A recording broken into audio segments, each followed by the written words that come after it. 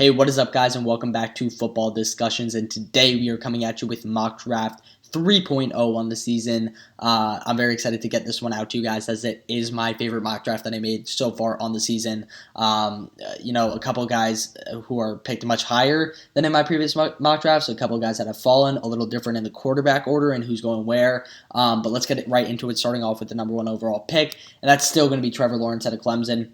I mentioned it last week. Personally, I think Trevor Lawrence is not the best prospect in this class. I do believe it's Justin Fields, but when it comes down to it, I'm mocking what teams are going to do, and come April, I genuinely believe that Trevor Lawrence will be the first overall pick to the New York Jets. He's been widely touted as the best prospect in this class, and although my opinion differs, that doesn't mean, the smarter people in the GM chairs' opinions are differing from that. So I really do believe that when it's all said and done, Trevor Lawrence will be the number 1 overall pick.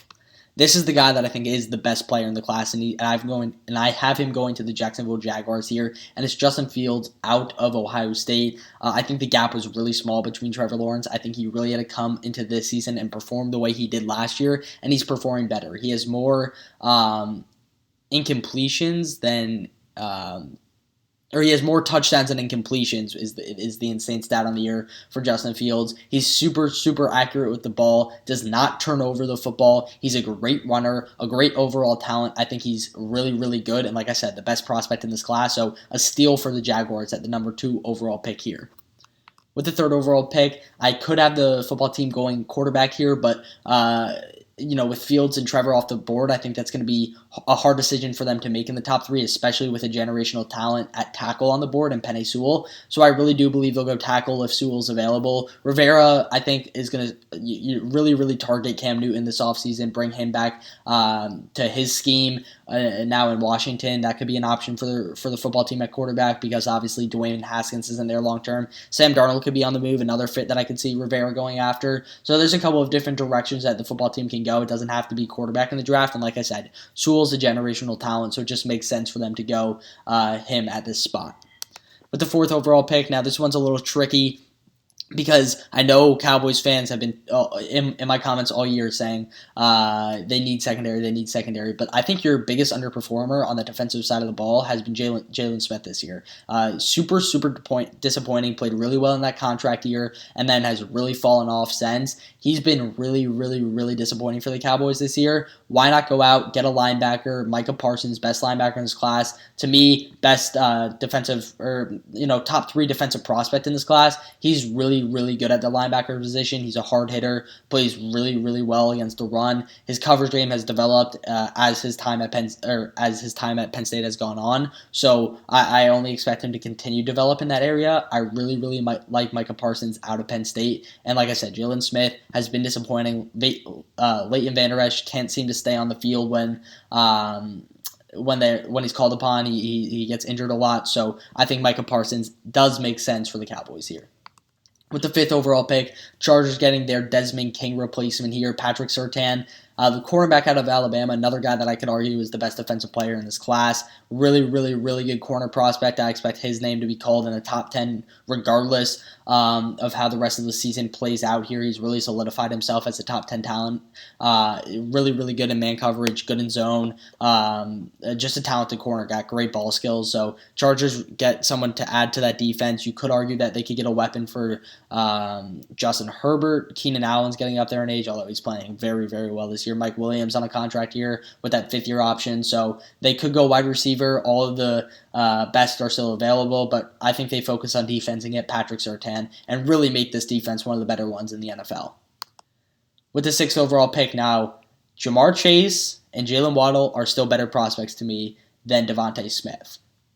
But DeVonta Smith has been the most consistent player in college football, wide receiver in college football, has been the most consistent, has the best hands in his class, does not drop the football, and Jalen Waddle is injured. Also, your quarterback in Miami, Tua Tagovailoa, has had more experience and targeted DeVonta Smith the most throughout his entire college career, even when Judy and Ruggs were there. Actually, Judy might have been number one. You guys can fact check me on that, but he was definitely second most targeted. DeVonta Smith and Tua already have a great chemistry. The Dolphins have a great wide receiver core, but why not bring in someone else, an even better guy, to go alongside Devontae Parker and Preston Williams, and bring in DeVonta Smith for his former quarterback Tua Tagovailoa, and really get this offense flowing. I think weapons is the way that the Dolphins have need to go. Their defense is overperforming way past expectations. It's a really good group of guys on the defensive side of the ball. The offense, if it gets there, this is a Super Bowl contender. Yes, I said it. They're already a playoff team. We see them playing really well this year. I think the Dolphins can be a Super Bowl contender with more weapons on that offense. And why not start with getting Tua's former buddy DeVonta Smith at Alabama? This one also makes sense. I've mocked Alex Leatherwood to the Bengals so many times in all my mock drafts. However, although I do really think the Bengals should go in that direction, with Ja'Marr Chase on the board in this scenario, I think it's hard for them to pass up on Burrow's former favorite target at LSU, Ja'Marr Chase, the best wide receiver. Actually, I have Jalen Waddle. I mentioned this last week. I have Jalen Waddle over Ja'Marr Chase, but again, Waddle's dealing with injuries, so I think that's going to affect his stock. But Ja'Marr Chase with his former quarterback, just like DeVonta Smith with his former quarterback, I love the storylines, and it's honestly a great fit. You got T. Higgins over there. AJ Green's going to be gone this season, so now by bringing in Ja'Marr Chase, you have your wide receiver 1. T. Higgins is that slot guy or wide receiver 2, and Boyd could also play in that slot role. So a really good group of receivers. It's also a very top or back heavy tackle class, so you could see the Bengals going that in the second round, whereas there's really only one solidified top 10, top 15 talent at tackle, and PENEI, who's already off the board. So any tackle here is going to be a reach. Why not get one of the better players in this entire class in Ja'Marr Chase? But the 8th overall pick, it always feels like Rousseau finds his way to Miami in my mock drafts, but super talented player, no quarterback worth reaching here. I think Daniel Jones is going to be the Giants quarterback next year if they can't get their hands on Fields or Lawrence. So they go defensive side of the ball, get the most important position on defense, and that's obviously edge rusher. You got to get after the quarterback in today's age of the NFL. Gregory Rousseau out of Miami is the best edge rusher in this class. Had 15.5 sacks last season, opted out this season, which I think is affecting his stock. I think he could have been a top 5, top 3 pick if he had the similar success that he did last season, but he obviously opted out for COVID reasons, so can't fault him there. I think it's going to be interesting to see how that does affect his stock, but Giants really need a solidified edge rusher, and they can get one here with Rousseau. With the 9th overall pick, I have the Panthers getting their cornerback to go alongside Dante Jackson over there in Carolina, and that's going to be Caleb Farley out of Virginia Tech. He's also solidified himself as a top 15 talent in this class. Definitely a top 10 defensive talent in this class. He's got great ball skills, plays really well in that zone scheme that they have over there in Virginia Tech. He's lengthy and can really has the athleticism to run with anyone. So I think that's going to be defense is the way to go here. I know they went defense with all of their picks last year, but that offense looks good in Carolina. You got McCaffrey. You have arguably one of the best receiving cores with Robbie Anderson, Curtis Samuel, and DJ Moore in the NFL in Carolina, as well as Teddy Bridgewater is one of my favorite players in the NFL, and he's exceeded expectations this year. So I think they have to go with Caleb Farley here out of Virginia Tech. 10th overall pick, I really like this one. New GM, new coach. I know Falcons fans have been in my comments saying, hey, they need Matt Ryan is going to stay there. They need other positions. They need defense. And yes, they really do. But like I said, new GM, new coach. Matt Ryan probably isn't in the long-term plans of that GM. He's going to want to get his hands on his quarterback of the future early on, and that's going to be Zach Wilson out of BYU in this scenario. Zach Wilson had it going 5th overall in last draft, and my last mock draft to the football team. So I really like this kid. I think he's the fastest riser I've ever seen at the quarterback position, besides Joe Burrow, obviously. But he's really risen up draft boards. He has best completion percentage in college football, and yes, you could say he's going against easier competition, but so did Jordan Love in his college career, and he was worth a first-round pick. I think Zach Wilson is miles ahead of Jordan Love at that quarterback position. He's a great athlete, got a great arm, and really, like I said, has that great accuracy, which is what you're looking for out of these prospects. So Zach Wilson to the Falcons to be their quarterback of the future. He'll sit a few years behind Matt Ryan, maybe 1 or 2, but like I said, long-term, I don't think Matt Ryan is in the plans in the new GM.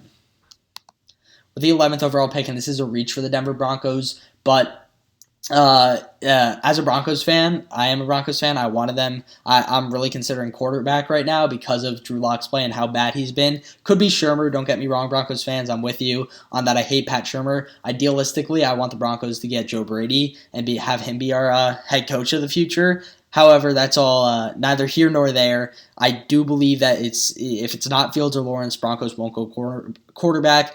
Dylan Moses has really fallen down draft boards too early to select him at linebacker. There really isn't any other solidified first-round linebacker talents in this class. So I go with Jaycee Horn. He just opted out of the rest of the season. I don't blame him because South Carolina is terrible. His coach just got fired. So a lot of factors probably factored into that decision of his to opt out. But he's still a really good prospect, another fast riser. I think it's going to affect his draft stock now that he's opted out and won't finish the season. But he's played enough football this year where he's a first-round pick.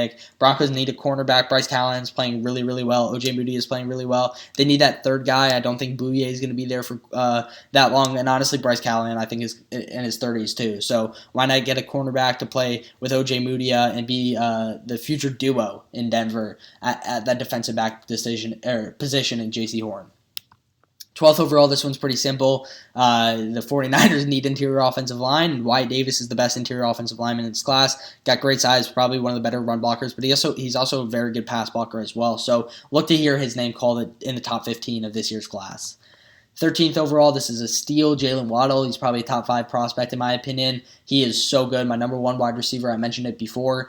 Injury out for the season. That's going to hold his stock back, especially with DeVonta Smith playing like a Heisman candidate and Jamar Chase playing like a Heisman candidate last year. Jalen Waddle, though, has the elite speed. I think he's better than Henry Ruggs, maybe even faster than Henry Ruggs, but he's definitely a better route runner than Henry Ruggs, and obviously brings that special teams element that teams are always looking for in a kick returner and an elite punt returner.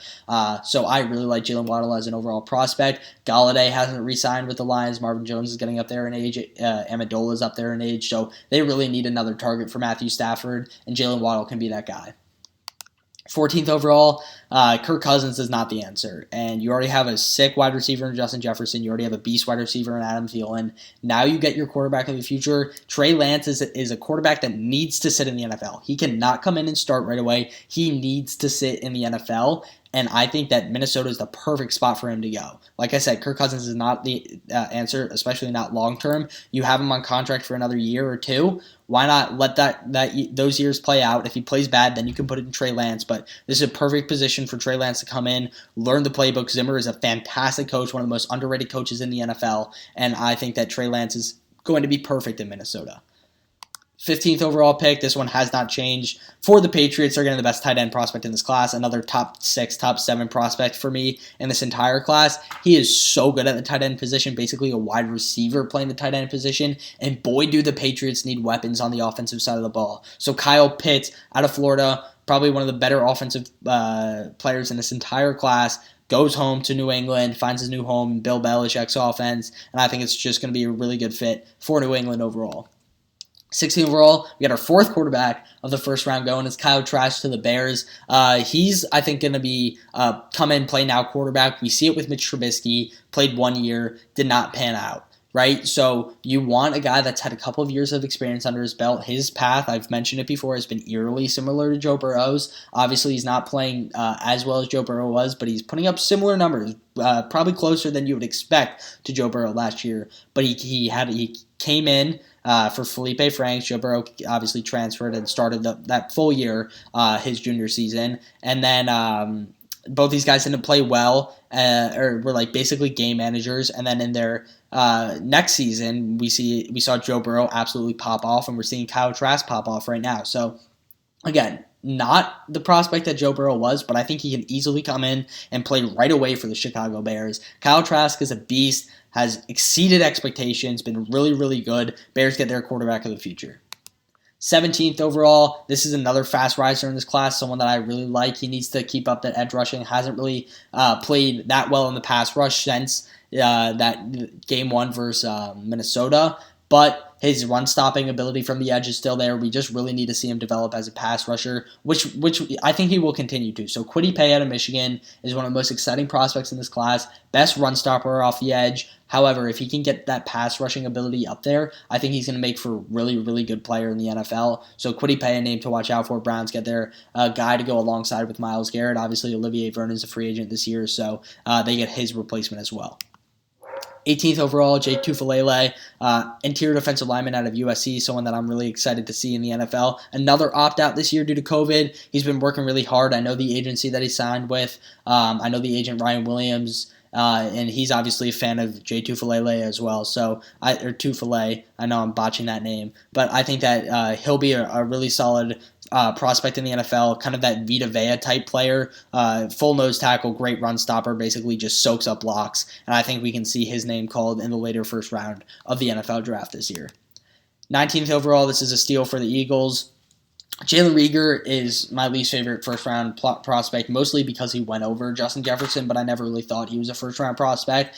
Alshon Jeffrey's out. Deshaun Jackson's not going to stick around. So despite Eagles' many secondary struggles, and they need help on the defensive side of the ball, they also need weapons because their offense is abysmal outside of Miles Sanders, really. So Rashod Bateman is Michael Thomas Jr., I call him, runs slants very, very well.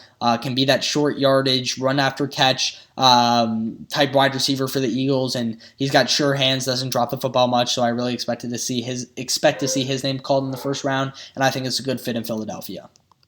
20th overall, Shaun Wade has really failed to meet expectations as the number one corner in the absence of Jeff Okudah at Ohio State now. However, he's still going to be a back-end first-round guy, probably still has enough talent to be selected there. I mean, hell, if Damon Arnett can go in the first round, anyone can. So Shaun Wade out of Ohio State is going to come in and be that Byron Murphy sidekick, that Patrick Peterson replacement in Arizona. 21st overall, and this is where we get a little even more exciting here in this mock draft. We got running backs going, not only this pick, but the next pick as well, and you'll see who to wear. Travis Etienne, Jets select him. They need a running back. I know the Jets have a plethora of needs on that offensive side of the ball. You could argue offensive line, but there's really few offensive linemen that are worth it right now. You could argue Alex Leatherwood to go alongside Mekhi Becton at those tackle spots. However, I think it's just too much fun to pass up on Travis Etienne, running back out of Clemson, playing with his former college quarterback, Trevor Lawrence, now, who was selected by the Jets first overall. And I think it's going to be interesting to see how the Jets handle the second pick, especially if Etienne's available, and how low that pick's going to be due to the Seahawks' performance. But I think it's just, like I said, too much fun to pass up on. 22nd overall, this is the other fun pairing. I already paired Devonta Smith with his former college quarterback Tua Tagovailoa. Now I'm pairing Najee Harris with his former quarterback Tua Tagovailoa in Miami. I mentioned it earlier. The way that Miami's going to succeed this year is by getting weapons for Tua Tagovailoa. They don't have an RB1. They don't have an every down back. I call Najee Harris baby Derrick Henry Jr. They play very similarly, run very similarly, similar build and size as well. So we always call Derrick Henry this rare running back that obviously is, like I said, really rare build. I think Najee Harris mocks that, is a little quicker and faster and lighter than Derrick Henry. Doesn't pack as much of a punch as Derrick Henry, but very similar players to me. And like I said, weapons for days for Miami. First you get Devonta Smith, now you get Najee Harris if you're the Dolphins. 23rd overall, I'm not going to be able to pronounce the Colts left tackle's last name. I think it's Catanzaro. It's definitely wrong. I don't have it in front of me. However, I do believe he's a free agent this year. We could see him retire. Colts could go quarterback. Colts could go edge. But offensive tackle could be a need for the Colts. That offensive line has really failed to meet expectations. The running game isn't that doing that hot in Indianapolis either. Alex Leatherwood is someone that I've had at 8 and 7 overall due to the Bengals being there and their desperate need for a tackle. Obviously, I had them going Jamar Chase this mock draft. Now I have him falling all the way to the Colts. He's been a consistent 4-year starter for Alabama. Came back for his senior year, is playing well. I think he's just the most experienced tackle prospect in this class, and that really excites me when we're talking about tackles, because if you can have long-term success in college football, then I think you can have long-term success in the NFL, and Alex Leatherwood could be that tackle replacement for the Colts. 24th overall, this is another guy that is highly underrated in this class. I see him being mocked in the second round for a lot of people. Second round talent. Carlos Basham is a consistent edge rusher that gets to the quarterback consistently. And his sack numbers are really good. His tackles for loss numbers are really good. He's just always getting to the quarterback. His technique is a little raw, but that's something that you can work on. If you're already and if you're already naturally good at getting to the quarterback, then why not draft a guy that can already get there and help him be even better at it? So I think Carlos Basham is a high floor guy. You could argue he has a low ceiling in the NFL, but I really don't think that's true. I think he can learn to develop even more, and I really like to fit in Baltimore, who needs an edge rusher. With the 25th overall pick, we have the Jacksonville Jaguars via the Los Angeles Rams here from that Jalen Ramsey trade, getting their tackle of future, Samuel Cosmi out of Texas. Another guy that's played for a couple of years, started long-term at Texas. He's a solid prospect, really like what he brings to the table. He's more of an agile tackle than a power tackle, but I think he packs a punch still. Good pass blocker, good run blocker, and with this pick, it gives you ability to slide Cam Robinson inside to guard. You have Jawan Taylor on that other side, Linder at center, and then do they have Norwell? They might have Norwell at guard. So I think that really rounds out a good offensive line group for Justin Fields, who's your new quarterback.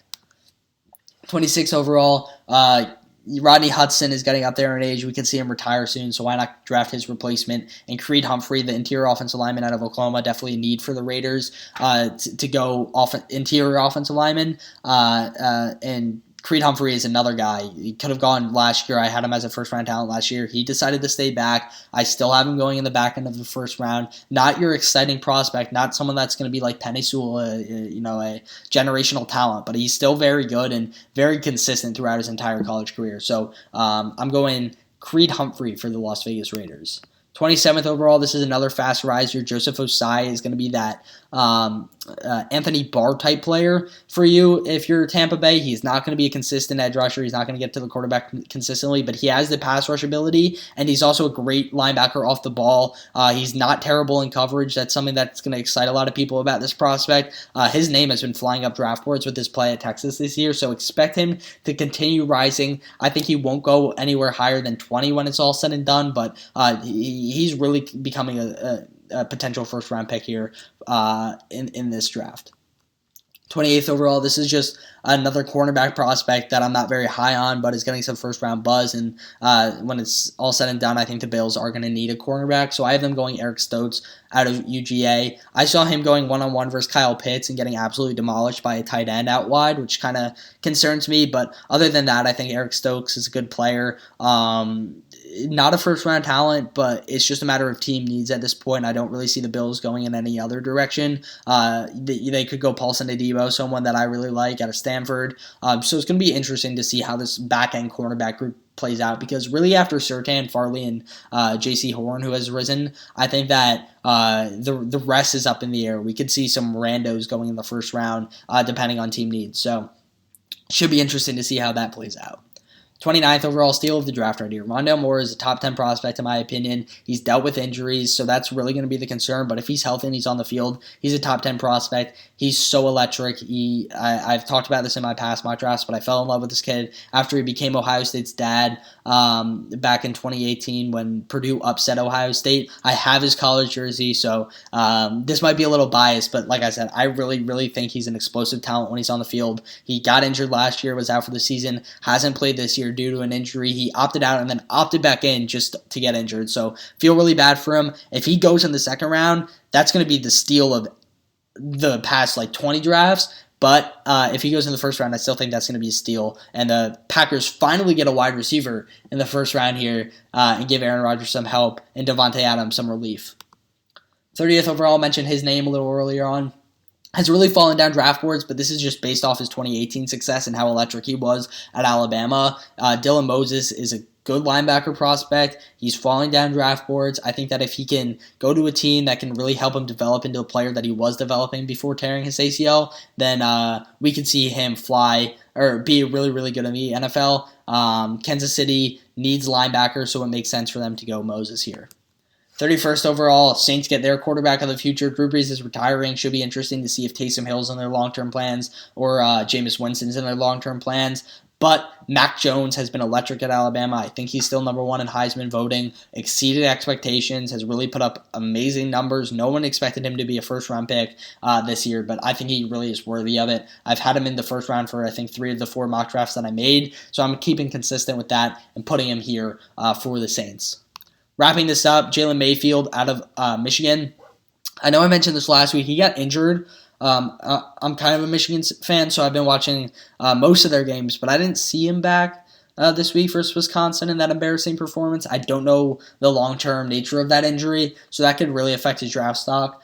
Because much like the cornerback position, really after PENEI Sewell, any of these tackles can go. And it's a back heavy. It's definitely more talented to me than that cornerback position. I know it's hard to compare those two. You're comparing offensive tackle and cornerback. But I think that there's a good amount of second and third round talent that can come in and start right away in the NFL at this tackle position. Just really no one outside of PENEI Sewell that's going to be your solidified first round guy, like I mentioned before. But Jalen Mayfield has played really well at Michigan this year. I had a lot of scouts excited about him. So if he's not long-term injured, I think he will end up being called in the first round, as will Samuel COSMI and Alex Leatherwood, I think. But this tackle position is another really interesting one. So should be interesting to see how it plays out. But Villanueva's contract is up at the end of this year, so it makes sense for the Steelers to go tackle.